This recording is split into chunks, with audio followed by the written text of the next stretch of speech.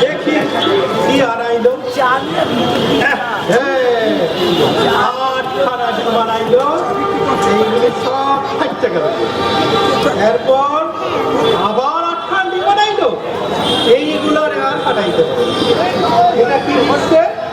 বাইসমতি rice, গলায় দড়ি, কাজু, আবার কাজু বাদাম বানাই না। আমার হাতগুলারে তো ভাজা করতে পারতাম।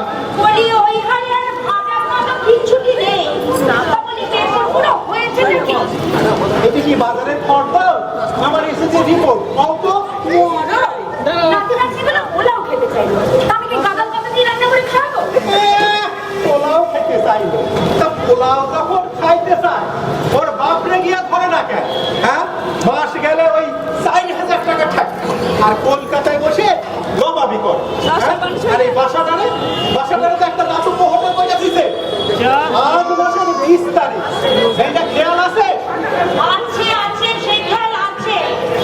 আমার রান্নার ঠিক সময় মতো নতুন বাড়িতে গিয়ে উঠেছে, খোঁজ গাছ করে সময় লাগবে না। আমরা তো ফোন করে বললো নতুন বাসা ওপেনিং ছেড়ে দিলে। আরে বোর্ডিং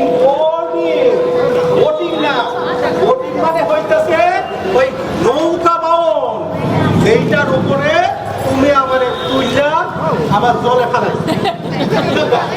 ফোন যখন করছিল তুমি টাকার কথা কিছু বলছিল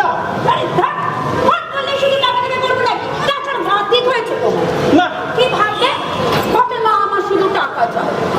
না, করবো না। আমার ওই পেনশনের টাকা আর ওই সামান্য টাকায় এই ভূতের খ্যাটন আর চলতেছে। আমি সময় মতো ঠিক নামকানাইকে বলবো, বাবার আঙ্কা নাই, পারলে একটু টাকাটা বাড়িয়ে দিই। ওই যে গো বাড়িওয়ালা মিঠু জানাচ্ছি, ওই ওনার বাড়ি থেকে তো উঠেছি। পুরান বোর্ডিংটা দোষ করলো কিসে? জল জমে, হাত দেয় না সময় মতো। এই ধরো তো ব্লাড টেস্ট হলো যা, ওদের একটু বাকি ছিল সেটাই দিল। এক কাম করো, তুমিই করো, আর আমি বুকটা চাইবা পয়সা তাছাড়া কর্মটি কি আছে তোমার? শোনো বলছি, সর্ষের তেল 1 লিটার, মুসুর ডাল 500, মুগ ডাল 1 কিলো, কিশমিশ ক্যান্সার 25 গ্রাম, পেস্তা হার্ট অ্যাটাক 50 গ্রাম। একটা কম করো, তুমি ওইখানে একটা বটি লিখাও। বটি আছে? খাও, ওই পুরান জং ধরা বটি দিয়া গলা নামাইলে আমার সেফটি হইবে। নতুন ধারালো বটি আনাইয়া গলা নামাইয়া আমি স্কন্ধ কাটা হইয়া উপরে তুলে দেব। এই তুমি রাগ করলে আমার কথায়?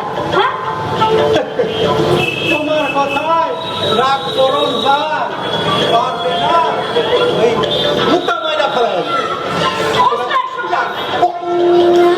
কি কইলা? ওস্ত 100 গ্রাম? হায় হায় হায় হায় রে! যেই হালায় বিয়া করে এ হালায় একটা রাস্ত গাধা। শেষ করি? কখনো কাজ হয় নাই? না, আরেকটু বাকি আছে। করো করো করো, চাষ করো।